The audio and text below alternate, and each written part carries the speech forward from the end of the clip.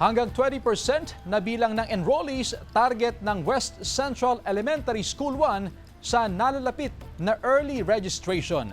Ang detalye sa report.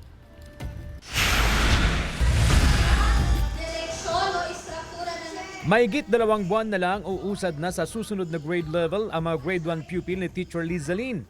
Mixed emotions daw. Masaya dahil aakyat na sila sa grade 2. Pero malungkot din kasi mamimiss din daw niya ang mga batang inalagaan at tinuruan sa loob ng 10 buwan. Handa na raw ang pamunuan ng West Central Elementary School 1 na tumanggap ng mga papasok sa grade 1 sa isasagawang early registration ng DepEd.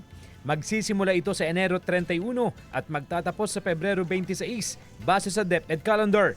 Target daw ng pamunuan ng West 1 na tumaas ang bilang ng kanilang enrollees sa Kinder, Grade 1, Grade 7 at Grade 11. Ang tinatarget namin ay siguro 10 to 20% yung increase. Kasi may special science ang West Central kaya sigurado tataas ito. Tiniyak ng pamunuan ng paaralan na bubusisiing mabuti ang mga requirement upang walang makalusot na underage lalo na sa mga magpapalista sa kinder.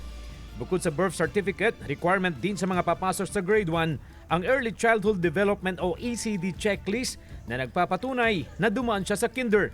Ang mayroong system, learners, LIS, Learners Information System, ang DepEd kung saan ini-enroll lahat ng mga bata.